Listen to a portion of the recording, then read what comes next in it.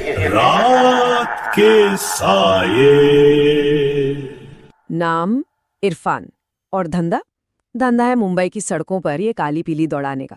15 साल हो गए, समझ रहे? पूरे 15 साल से ये जो स्टीयरिंग व्हील है ना, यही मेरे हाथों की लकीरें बन चुका है। इन सालों में अरे क्या नहीं देखा। दिन के उजाले में भागती दौड़ती जिंदगियां और रात के अंधेरे में रेंगते हुए गहरे राज। लफड़े देखे, पुलिस वाले, नशेड़ी, आशिक, पता नहीं किस किस तरह की सवारी को उनकी मंजिल तक पहुंचाया है। मेरी ये टैक्सी ये सिर्फ लोहा लक्कड़ का ढांचा नहीं है, ये मेरा घर है, मेरा हमराज। इसकी सीटों ने लोगों की हंसी भी सुनी है और उनके आंसू भी पिए हैं। पर वो एक रात, हाँ, उस एक काली रात ने मेरे 15 साल के तजुर्बे का, मेरे हर एक चक्कर का हिसाब सिर्फ एक ही फेरे में बराबर कर दिया। हाँ, बिल्कुल, घूरता है। दिन में यह शहर चिल्लाता है, शोर मचाता है, गाड़ियों का, लोगों का, सपनों का शोर। पर जैसी ही रात होती है ना, यही शोर एक अजीब से सन्नाटे में बदल जाता है। और वो सन्नाटा, वो सब सुनता है, सब देखता है। हर गली, हर नुक्कड़, हर बंद शटर के पीछे से तुम्हें ऐसे घूरता है जैसे तुम्हारी आत्मा के आर पार देख रहा हो, जैसे वो तुम्हारा वो हर राज जानता है जिसे तुमने दिन के उजाले में कहीं गहरे दफन कर दिया था। और उस रात कुर्ला की वो सड़क, वो सिर्फ और सिर्फ मुझे ही घूर रही। आखिरी लोकल ट्रेन भी जा चुकी थी। प्लेटफॉर्म पर अब सिर्फ हवा का राज था, और वो हवा यहाँ वहाँ पड़े प्लास्टिक के कप और कागजों से फुसफुसा रही थी, सरगोशियां कर रही थी, एकदम वीरान। मैं, इरफान, अपनी काली पीली के बोनट पर टेक लगाकर बीड़ी का आखिरी कश खींच रहा था। धुआं मेरे फेफड़ों से ज्यादा मेरे दिमाग में भर गया था। दिन भर की थकान अब हड्डियों में उतरने लगी थी। 15 साल, पूरे 15 साल हो गए थे इसी शहर की रगों में अपनी टैक्सी दौड़ाते दौड़ाते। मैंने बुझती हुई बीड़ी को सड़क पर फेंका और खुद से कहा, घड़ी की सुइयां रात के 2:30 पर जैसे अटक गई थीं। बड़ा अजीब सा वक्त होता है ये, ना तो ये पूरी तरह रात होती है, ना सुबह होने की कोई उम्मीद। बस सोचा, बस एक आखिरी सवारी मिल जाए तो घर की राह पकड़ूं। अम्मी अब तक तो सो गई होगी, पर मुझे पता है उसकी नींद कच्ची रहती है।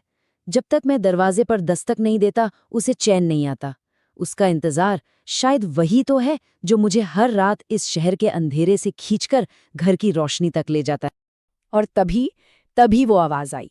पहले तो लगा कि शायद हवा का कोई झोंका था या दूर कहीं से कोई पुकार रहा होगा, पर नहीं, वो आवाज मेरे ठीक पीछे से आई थी।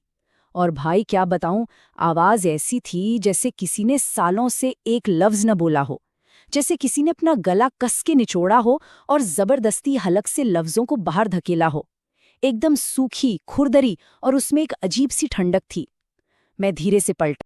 स्टेशन की सीढ़ियों के पास, जहां अंधेरा सबसे ज्यादा गहरा था, एक आदमी खड़ा था।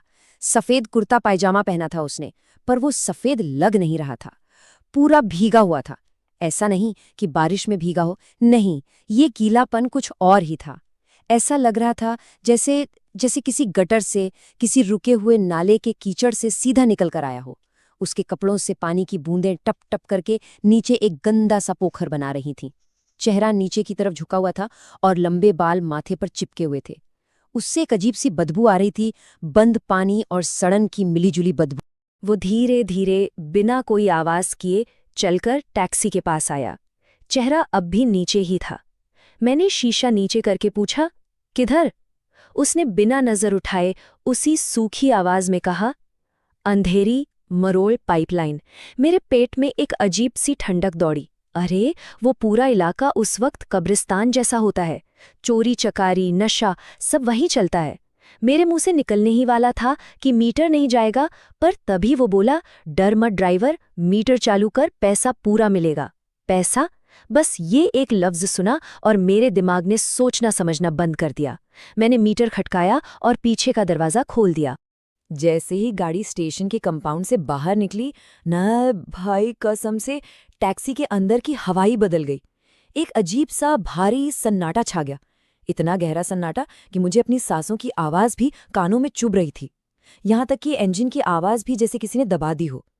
2 मिनट भी नहीं हुए होंगे कि पीछे की सीट से एक आवाज़ आने लगी, टक टक टक।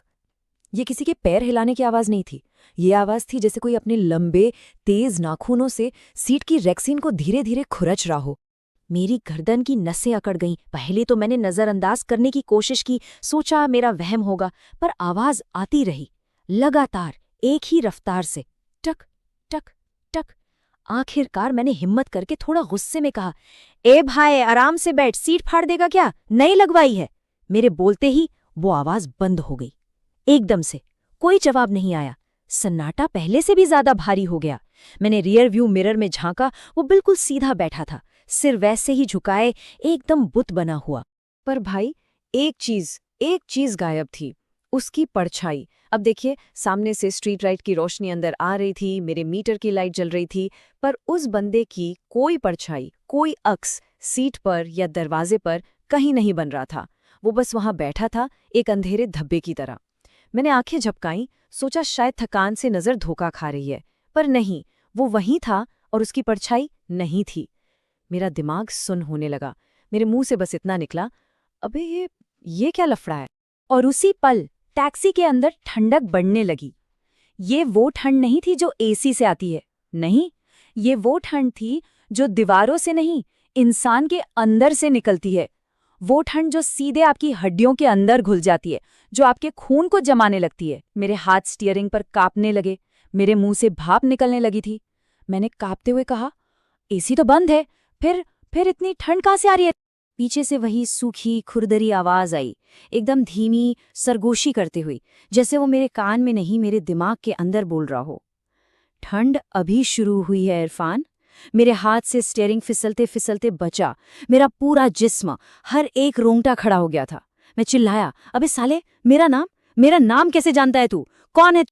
वो हंसा। भाई वो हंसी किसी जीते जागते इंसान की हंसी नहीं थी। उसमें कोई खुशी, कोई मजाक नहीं था। वो शमशान की खामोशी जैसी सर्द हंसी थी। फिर बोला, कुर्ला ईस्ट, साल 2009, रात का यही टाइम, तेज बारिश। याद आया क्या कुछ? मेरी सांस गले में ही अटक कर रह गई।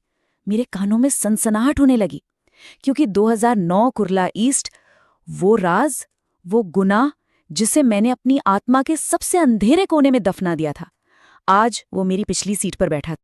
और तभी मेरी नजर टैक्सी के मीटर पर पड़ी। वो उल्टा चल रहा था।